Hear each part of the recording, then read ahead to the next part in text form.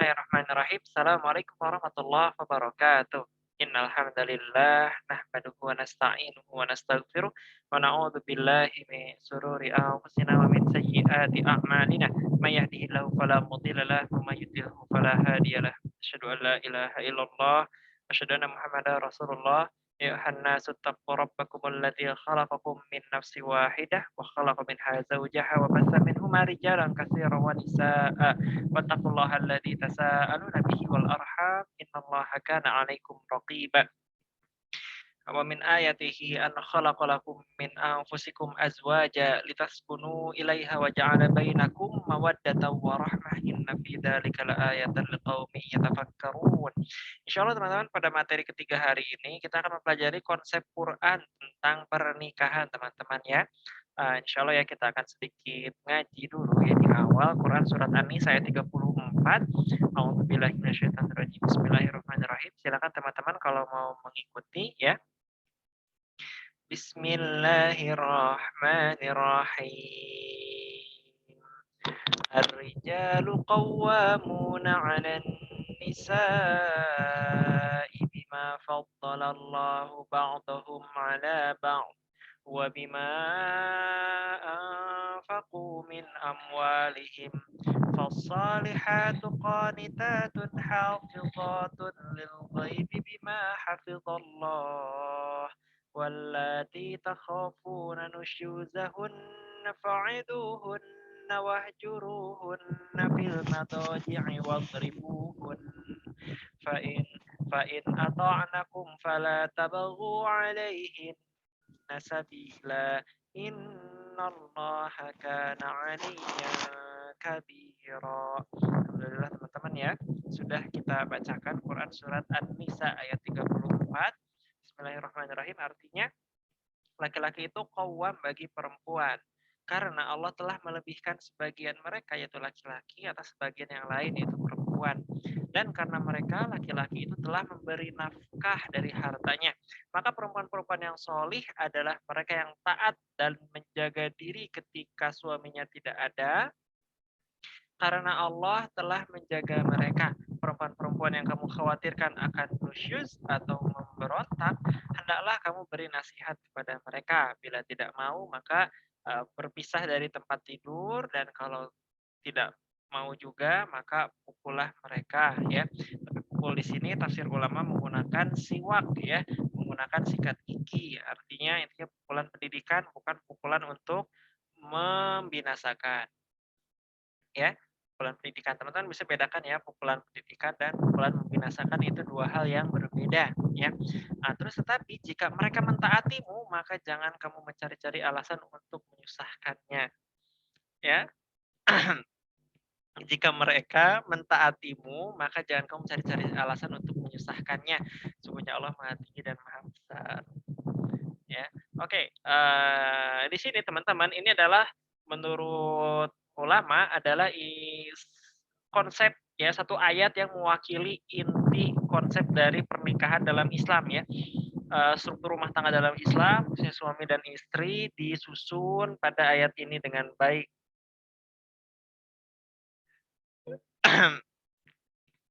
Nah, untuk yang maaf, untuk yang laki-laki ya, ada berapa hikmah di sini? Ada 1, 2, 3, setidaknya ada 3 ini ya, 3 pelajaran. Maaf teman-teman ya, ini saya digoda sama istri saya. Nah, untuk yang pertama, ada beberapa pelajaran di sini. Yang pertama adalah bahwa laki-laki itu adalah qawwam. Qawwam itu apa? Qawwam itu kalau menurut kamus ya, kita cek qawwama yuqawwimu, mungkin masdarnya takwiman mungkin ya. Ada di sini yang tahu masdarnya? Boleh di-chat di kolom Zoom ya. Qawwama yuqawwimu apa berikutnya, saya lupa. Nah, adalah intinya meluruskan teman-teman ya. Membetulkan, mengkoreksi, mengubah, melakukan penyesuaian, memperbaiki, evaluasi, menaksir, menilai, memperkirakan, menghargai, ya maknanya intinya adalah meluruskan teman-teman. Jadi memang ketika rumah tangga itu menikah, laki-laki itu fungsinya adalah meluruskan ya, penegak syariat dalam rumah tangga, teman-teman ya. Tempat yang dimana jangan sampai ada kebengkokan. Nah, masalahnya kan kita tahu hadis bahwa perempuan itu diciptakan dari tulang rusuk yang bengkok. Nah, ini berarti memang rumah tangga itu sudah pas banget nih ya, laki-laki harusnya bisa meluruskan, dan istri yang ada kebengkokan itu perlahan diluruskan oleh suaminya. Kalau tidak diluruskan tetap bengkok, kalau diluruskan terlalu berlebih ya, terlalu kencang-kencangan itu nanti takutnya patah, teman-teman ya. Makanya di sini memang buat teman-teman yang perempuan ini penting banget harus cari calon suami itu yang bisa meluruskan ya. Jangan cari calon suami yang sama-sama bengkok ya. Ini nanti berat teman-teman ya. Dan tentu saja sebagai pelurus, kadang ya suami juga manusia, belum tentu dia lurus seutuhnya, tetapi peran dia sebagai pelurus itu tetap ada padanya gitu kan. Makanya teman-teman sini silakan bagi para ukti-ukti kalau mencari suami, cari yang kira-kira wah ini cocok nih buat jadi imam saya yang bisa meluruskan kekurangan saya gitu teman-teman ya. Dan teman-teman biasanya perempuan itu mudah diluruskan oleh orang yang mereka kagumi ya. Tidak harus perempuan, sebenarnya laki-laki juga. Tetapi kalau teman-teman sebagai perempuan, coba cari calon suami itu yang kira-kira dikagumi. Kenapa? Karena kalau suami itu dikagumi, mudah-mudahan lebih mudah meluruskan perempuan ketika salah. Kan ini memang tugas ya, tugas laki-laki sebagai pelurus harus bisa meluruskan, jangan malah lebih bengkok ya, ini lebih parah ya. Dan memang laki-laki juga tugasnya sebaiknya harus bisa dikagumi, karena ketika nanti dia meluruskan istrinya, istrinya bisa menerimanya dengan baik. Kalau misalkan dari awal perempuannya udah sebel duluan, kan repot ya gimana ngelurusinnya. Gitu teman-teman. Nah, itu tadi makna ini ya, hikmah pertama sebagai pelurus. Yang kedua adalah bentar. Iya ini ya, ada hadis riwayat Hakim, teman-teman ya. Khuliqatil mar'atu min dila ya fa'in tuqimha tuksirha fadariha ta'ish biha. Wanita itu diciptakan dari tulang. Suaranya nggak jelas. Gimana teman-teman? Apakah suaranya sudah jelas? Ada chat bilang katanya suaranya tidak jelas. Apakah suara saya sudah jelas teman-teman? Cek, cek. Mudah-mudahan Jelas, suara saya Kak. sekarang lebih jelas. Alhamdulillah kalau sudah jelas. Baik. Gimana, jelas nggak? Jelas ya, mudah-mudahan ya. Oke, baik. Kalau nggak jelas, boleh di chat aja ya, supaya mungkin saya perbaiki kabelnya. Baik, kita lanjutkan. Jelas, alhamdulillah. Baik, kita lanjutkan. Hadis riwayat Hakim, wanita itu diciptakan dari tulang rusuk ya. Jika kamu meluruskannya, maka kamu mematahkannya. Maka berlemah lembutlah terhadapnya, maka kamu akan dapat hidup bersamanya. Jadi memang tadi ya tugas laki-laki itu sebagai pelurus, dan memang perempuan itu karena ini ya Allah ciptakannya tidak harus bertanggung jawab pada eee, segala macam, tidak harus jadi pemimpin maksud saya, maka perempuan memang tugasnya adalah harus menerima laki-laki itu yang nantinya membimbing perempuan tersebut. Begitu teman-teman ya. Tentu perempuan juga ada peran untuk amar ma'ruf nahi mungkar ya, untuk meluruskan anaknya, meluruskan suaminya kalau bisa gitu kan. Tetapi ketika berkeluarga, ini kita sedang membahas suami istri ya, kalau di masyarakat perempuan memang harus amar ma'ruf nahi mungkar juga. Tetapi ketika berkeluarga, khususnya perempuan memilih suami, pilihlah suami yang kira-kira bisa memperbaiki perempuan ya. Gitu teman-teman ya. Jadi jangan, nggak apa-apa dah saya nikah sama laki-laki yang eee, mirip kayak saya gitu kan. Misalkan kalau ternyata masih banyak kurangnya gitu kan, mudah-mudahan nanti bisa hijrah bareng-bareng. Mindset-nya jangan kayak gitu ya, bahwa laki-laki itu menurut Quran disebut sebagai qawwam atau pelurus ya, yang meluruskan, maka perempuan harusnya mencari laki-laki yang lebih secara agamanya. Mudah-mudahan nanti bisa berfungsi dengan baik rumah tangganya. Dan laki-laki juga tahu diri ya, jangan santai-santai dari sekarang, harus belajar dan harus siap nantinya menjadi pembimbing, pengayom, pemimpin rumah tangga. Begitu teman-teman ya. Terus teman-teman, di Quran juga disebutkan bahwa, laki-laki itu pemimpin, qawwam ya, pelurus bagi perempuan. Kenapa? Karena Allah melebihkan mereka dari sebagian yang lain. Intinya laki-laki itu, kata Allah, bisa menjadi pemimpin kalau punya kelebihan. Apa saja kelebihannya? Di antaranya adalah mungkin kelebihan akal ya, fisik, kestabilan emosi, keleluasaan beraktivitas ya, dan hal-hal lainnya. Makanya teman-teman sangat wajar nih kalau misalkan sebagai laki-laki, itu memang harus punya kelebihan dibandingkan perempuan ya. Kelebihan dalam bentuk apapun ya yang bermanfaat tentunya. Kelebihan yang, misalkan lebih, luas wawasannya misalkan ya, lebih, misalkan ya, lebih besar nafkahnya, mungkin ya lebih besar kemampuan mencari, ma'isyahnya, penghidupannya, itu lebih baik ya, sebagai laki-laki. Kenapa? Karena nantinya harus jadi pemimpin. Namanya pemimpin itu kalau kata Allah, kenapa laki-laki itu kuat? Kalau laki-laki itu bisa memiliki kelebihan dan memang seharusnya memiliki kelebihan dari istrinya. Dan apalagi alasannya? Dan karena mereka telah memberikan nafkah hartanya. Nah ini teman-teman ya salah satu konsep Islam bahwa dalam rumah tangga walaupun istri punya penghasilan, tetapi seluruh kebutuhan hidup istri, makannya, anaknya, rumahnya, pakaiannya, itu harusnya jadi tanggungan suami ya. Nah, tapi gimana Ustadz kalau istri punya penghasilan? Itu harta dia sendiri gitu kan. Tidak dia walaupun punya penghasilan tidak wajib menggunakan hartanya untuk menafkahi dirinya sendiri. Jadi suami kerja, istri kerja, gaji suami harus, disisihkan untuk menafkahi istrinya ya, untuk menghidupi istrinya. Istrinya kalau punya uang ya silakan aja disimpan gitu atau diberikan kepada orang yang dikehendakinya atau dipakai untuk sesuatu yang dia kehendaki. Tetapi kebutuhan hidupnya itu tetap ditanggung oleh suaminya ya, apalagi anak-anaknya ya. Jadi jangan dari awal bahwa laki-laki terutama ya, saya mau nikah sama perempuan karir supaya nanti kalau punya anak bisa patungan ya dalam menafkahi. Nggak boleh kayak gitu, bahwa, istri dan anak itu tanggungan dari suaminya.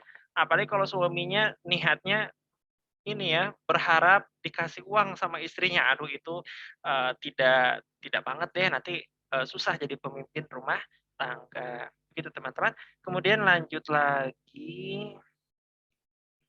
Nah, terus teman-teman tadi juga ada alasan ya.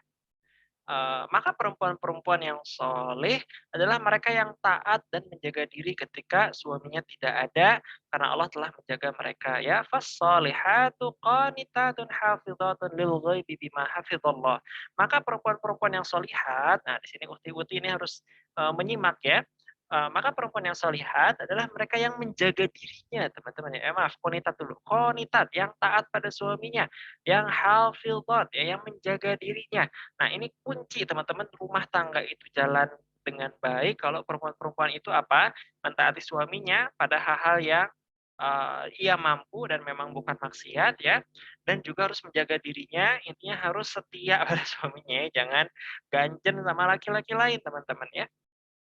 Kalau perempuan itu dalam rumah tangga, ia menjalankan perannya sebagai istrinya, sebagai fassalihat, sebagai perempuan-perempuan yang solihat, ya, maka dia akan berusaha untuk satu taat ya pada apa yang memang dia mampu dan memang itu bukan kemaksiatan ya. Misalkan suaminya senang istrinya pakaian marun misalkan ya, itu maka istrinya sedemikian rupa usahakan berpenampilan menggunakan pakaian marun di hadapan suaminya gitu. Ini kan bukan dalam rangka, maksiat ya dan memang itu juga masih wajar ya, kecuali kalau memang suaminya meminta istrinya mengerjakan hal-hal yang tidak wajar ya, misalkan untuk istrinya menggali, misalnya menggali sumur, itu kan tidak wajar ya, maka istrinya memang itu di luar kewajibannya karena, di luar, kewajarannya, kesanggupannya. Tapi kalau istrinya masih diminta hal-hal yang, lazim ya, menggunakan wewangian misalkan di dalam rumah, maka itu harus ditaati selama bukan maksiat. Dan istri juga kalau misalkan dia hafizat ya, setia, nggak ganjen, nggak chatting-an, menjaga dirinya, menjaga segalanya dari laki-laki lain, insya Allah itu rumah tangga akan berjalan dengan baik, teman-teman. Oke, kemudian yang ketiga, suami harus meluruskan istrinya tadi ya dengan beberapa cara. Kalau istrinya dikhawatirkan akan nusyuz atau memberontak, teman-teman.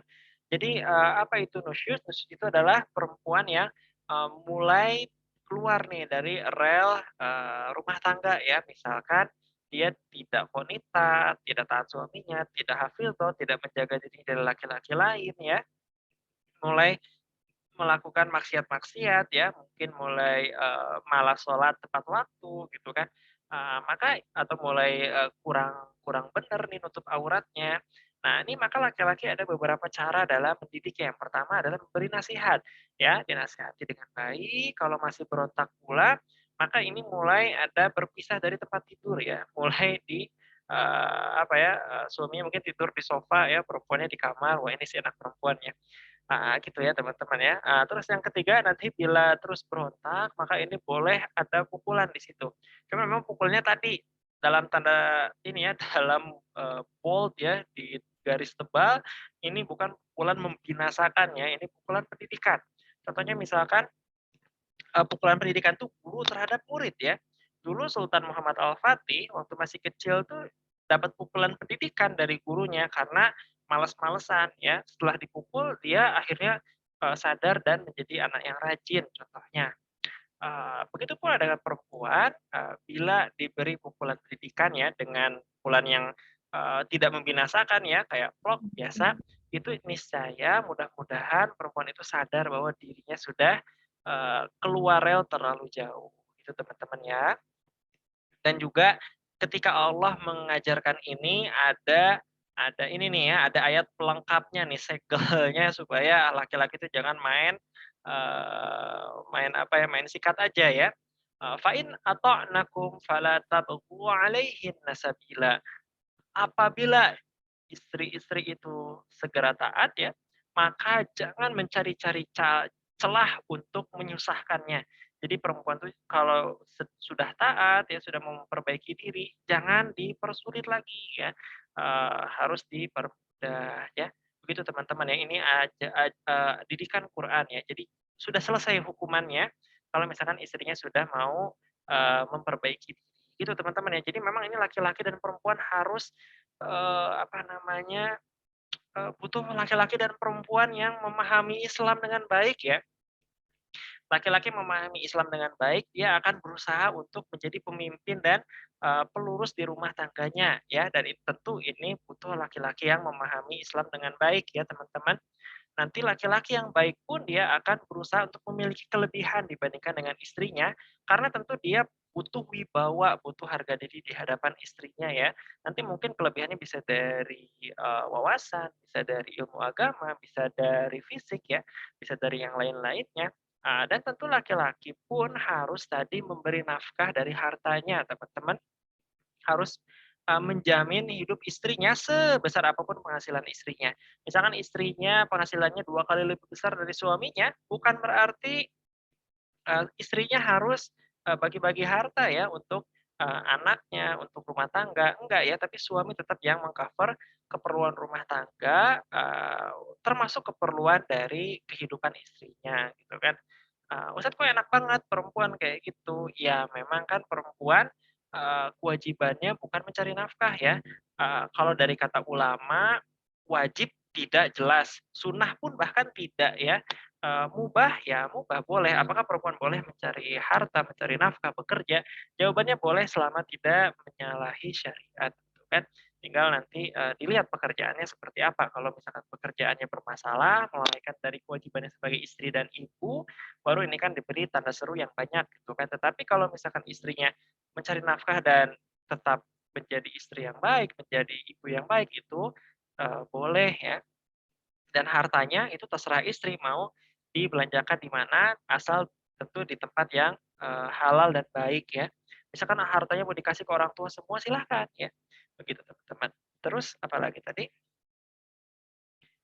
Istri yang baik. Nah, juga tadi kita dapat pendidikan tentang kalau keluarga itu takutnya nusyuz ya, terutama istrinya takutnya memberontak, tadi ada, cara-caranya ya, diberi nasihat, kalau tidak ber memperbaiki diri juga, pisah tempat tidur ya, mungkin suaminya tadi tidur di sofa ya, nanti istrinya tidur di kamar, wah itu mungkin perempuannya seneng ya, akhirnya, kasur sendiri. Terus juga, nanti kalau misalkan belum, memperbaiki diri juga boleh dapat pukulan pendidikan ya, bukan pukulan membinasakan. Dan kalau sudah taat, jangan dipersulit ya, gitu teman-teman. Baik teman-teman, ada sedikit pertanyaan mungkin, kita tidak akan lama ya, sampai jam 9 malam saja. Kalau ada pertanyaan lebih bisa ditanyakan di grup. Silakan teman-teman yang mau bertanya di, chat atau mungkin open mic boleh. Gimana? Apakah jelas materi malam ini? Mudah-mudahan jelas ya. Ini boleh dicatat teman-teman ya, Quran surat An-Nisa ayat 34 teman-teman. Boleh nanti buka Qurannya sendiri, dibaca sendiri ya. Oh, bahwa Masya Allah ini adalah ayat yang mewakili fungsi rumah tangga dalam Islam, teman-teman. Gimana ini ada lagi nggak yang mau tanya? Kalau nggak ada, Ustaz izin bertanya silahkan. Mau di chat boleh, open mic juga boleh.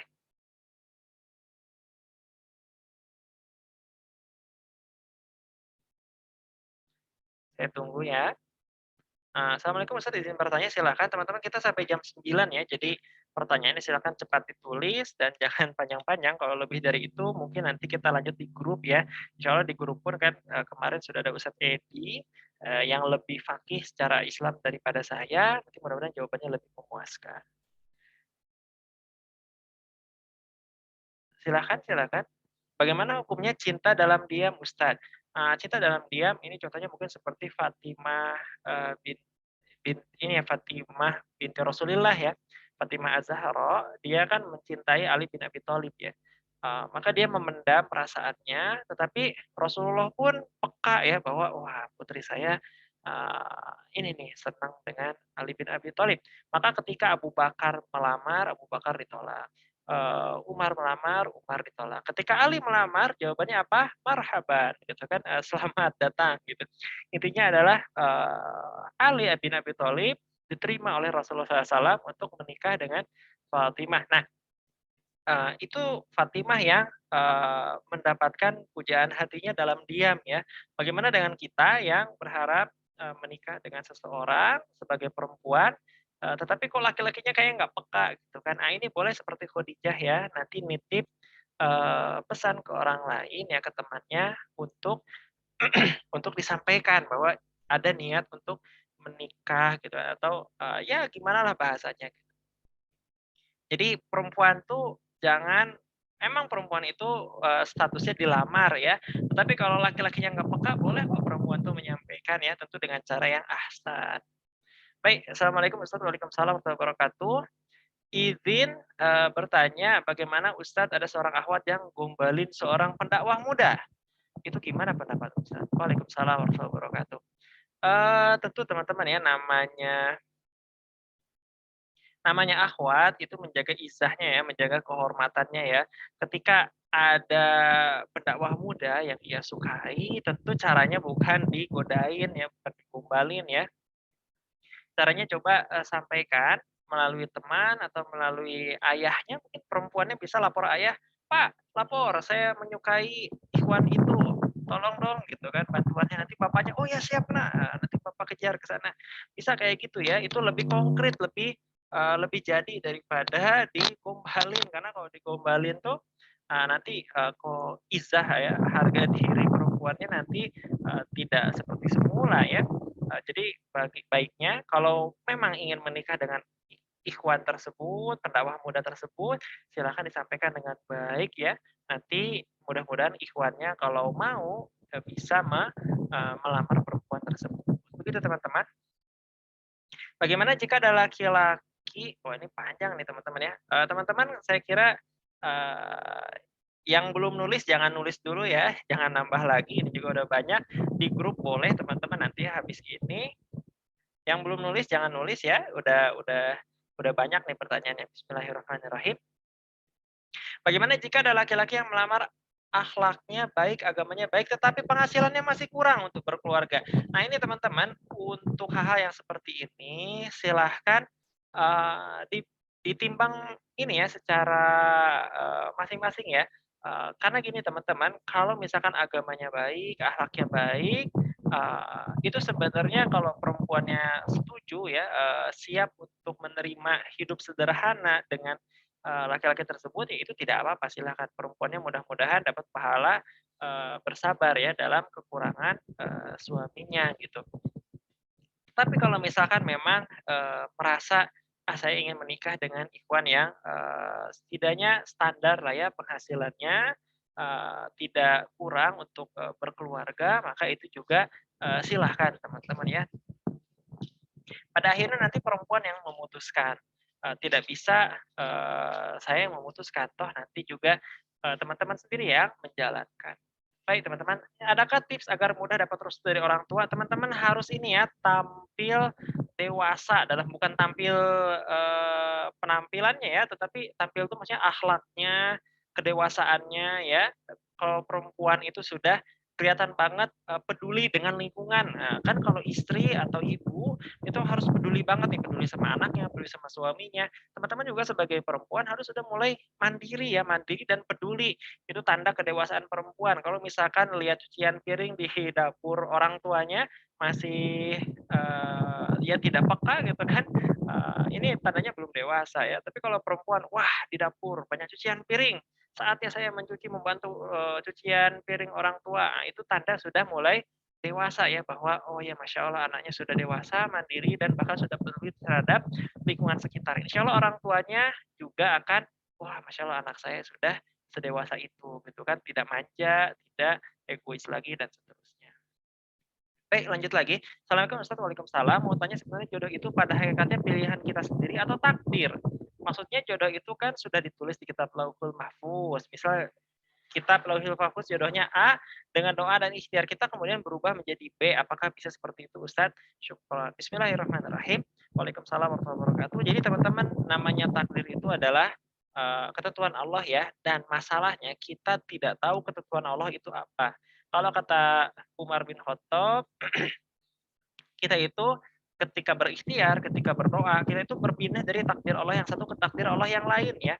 Jadi tetap teman-teman, namanya takdir itu adalah, membuat kita jadi tawakal ya, percaya takdir, percaya pada ketentuan Allah, membuat hati kita berserah bahwa, oh ya semua ini sudah ditentukan oleh Allah Subhanahu wa taala. Tapi jangan sampai tawakal kita mengurangi ikhtiar kita, mengurangi doa kita ya. Karena, doa, ikhtiar itu adalah ibadah yang, berbeda dengan tawakal ya. Tawakal tetap tawakal, pada akhirnya hasilnya seperti apa, ikhtiar dan doa tetap ikhtiar dan doa gitu kan. Jadi teman-teman untuk jodoh, kita tidak bisa, wah mentang-mentang udah, takdir, udahlah saya nunggu dia datang aja, nggak bisa kayak gitu teman-teman ya. Tetap ada, usaha dari teman-teman. Karena tadi kalau kata Umar bin Khattab, kita lari dari takdir yang satu ke takdir yang lain. Jadi semuanya tetap takdir Allah Subhanahu wa taala. Begitu teman-teman ya. Oke, kita lanjut lagi. Assalamualaikum warahmatullahi wabarakatuh. Waalaikumsalam warahmatullahi wabarakatuh. Izin bertanya, bagaimana pendapat Ustaz tentang wanita yang lebih banyak mengatur dalam rumah tangga? Contoh semisal hal-hal sepele seperti membeli sesuatu dalam kebutuhan.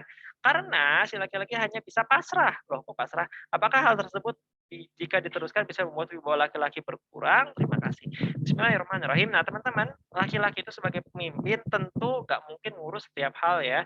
Hal-hal yang perintilan-perintilan, detail-detail nggak mungkin diatur semua sama laki-laki. Laki-laki ngurusnya GPHN ya, garis besar haluan, ini apa, GBHR, garis besar haluan rumah gitu ya, garis besar haluan rumah. Jadi kalau untuk keputusan-keputusan besar ya, itu laki-laki banget tuh yang megang. Tetapi kalau untuk keputusan kecil, harian, rumah tangga banget, itu laki-laki menyerahkannya pada istri, itu saya kira jauh lebih baik ya, supaya nggak pusing ya.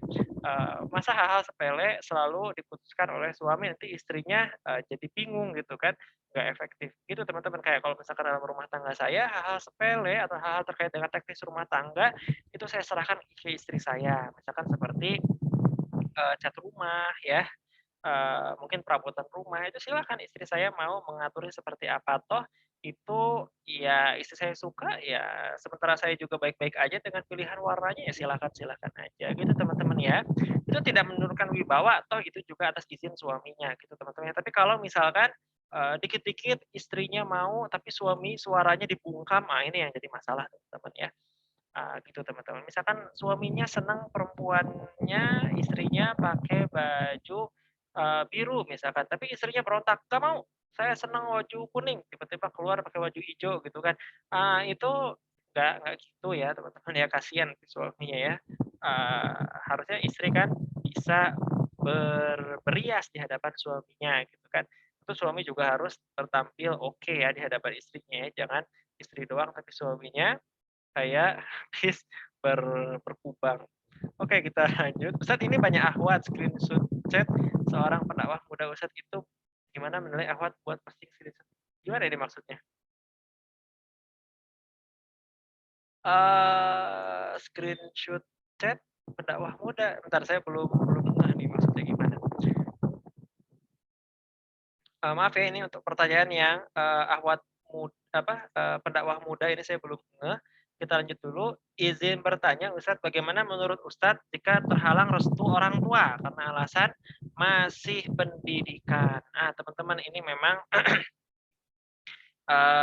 gini teman-teman ya, namanya orang tua kan berharap yang terbaik buat kita. Kalau orang tua melihat bahwa kita dengan menikah pendidikannya berantakan, tentu orang tua tidak akan mengizinkan kita menikah. Tetapi kalau orang tua yakin ya, bahwa walaupun kita menikah, pendidikan kita tetap berjalan dengan baik-baik saja, itu insya Allah orang tua akan mengizinkan. Mungkin, clue-nya teman-teman yang mau nikah saat lagi kuliah misalkan, bisa nanti di tingkat-tingkat akhir ya. Tingkat-tingkat akhir, lagi tingkat tingkat, menjelang skripsi, itu kan udah apa ya, udah kalaupun nikah udah nggak bakal terganggu lah insyaallah skripsinya. Kecuali kalau dengan nikah skripsinya terganggu, aduh sayang banget ya dikit lagi wisuda. Itu teman-teman ya. Jadi harus menunjukkan kedewasaan teman-teman ya, menunjukkan jangan sampai orang tua itu khawatir gitu teman-teman ya. Itu silahkan, teknis banget nih didiskusikan dengan orang tuanya. Jelas orang tua pasti ingin yang terbaik buat anaknya, dan anaknya juga, harus ini ya, meyakinkan orang tuanya bahwa insya Allah pilihannya juga pilihan yang terbaik. Baik, saya kira ini pertanyaan terakhir ya, jangan ditambah lagi, ada 2 pertanyaan terakhir. Assalamualaikum Waalaikumsalam warahmatullahi wabarakatuh. Izin bertanya, laki-laki secara fitrah sebagai qawwam yang meluruskan, mengajarkan perbaikan, sisi agama harus lebih baik, lebih paham. Begitukah Ustadz? Iya, betul. Bagaimana jika ada laki-laki yang dari segi agamanya jauh kurang dibandingkan sang istri? Apakah baiknya tidak dilanjut ke pernikahan atau bagaimana? Nah, teman-teman ya, namanya suami memang ada kewajiban untuk meluruskan istrinya. Tentu meluruskan istrinya harus dengan memberi teladan ya. Kalau misalkan suaminya belum tahu, ya memberi teladan dengan belajar mencari tahu gitu kan. Kalau misalkan suaminya sudah tahu, maka harus ditegakkan ya, harus dijalani apa yang diketahuinya dari syariat Islam. Itu teman-teman ya. Jadi kalau misalkan suaminya udah jauh dari Islam, kemudian juga malas belajar, kemudian juga kalaupun tahu bodoh amat, ini jangan ya. Gitu teman-teman ya. Buat perempuan yang bisa nyari ikhwan yang jauh lebih alim, ya silakan ya, jangan jangan pasrah ya, saya perempuan yang, eee, apa ya, juz 30 aja belum hafal, udahlah saya cari laki-laki yang masih iqra, itu jangan kayak gitu ya. Kalau bisa laki-lakinya hafalannya lebih banyak, syukur alhamdulillah, gitu ya. Tapi kalau misalkan sama-sama hijrah, yakinkan bahwa ini laki-lakinya hijrah beneran nih, bukan cuman di mulut doang. Karena kan banyak nih laki-laki yang, "Yuk kita nanti hijrah habis nikah," padahal, gimana gitu. Karena banyak cerita kayak gitu ya. Laki-lakinya janji, "Ya habis nikah saya hafalkan juz 30 sampai anak 4 hafalannya baru sampai Quran surat Ad-Duha doang," gitu kan. Masih banyak yang belum dihafalin. Gimana itu? Berarti kan masih omong-omong doang. Ustadz, banyak akhwat buat postingan yang screenshot chat seorang pendakwah Ustadz di sosial media. Oh, banyak akhwat buat postingan yang screenshot chat seorang pendakwah. Gimana pendapat nilainya Ustadz? Gini teman-teman ya, ini kan kita nge-mention Ustadz lain ya, yang ada di sosial media.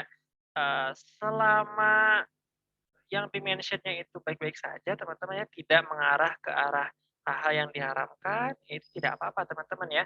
Toh kita juga ketika berdakwah ya, memang harus mau nggak mau nge-mention orang-orang terdahulu ya, atau orang-orang guru-guru kita ya. Misalkan saya punya guru, saya mention nih guru saya, ya nggak apa-apa gitu kan, atau misalkan ahwat-ahwat, kemudian di pendakwah ada pendakwah ikhwan kemudian screenshot di-share, itu nggak apa-apa teman-teman ya. Eee, Biasa aja gitu, maksudnya kita nge-share sesuatu, bukan berarti akhwatnya jadi, apa ya, genit ke pendakwah tersebut, bukan ya. Tetapi karena memang ingin menyampaikan apa yang disampaikan oleh pendakwah tersebut. Mudah-mudahan jawabannya jelas ya.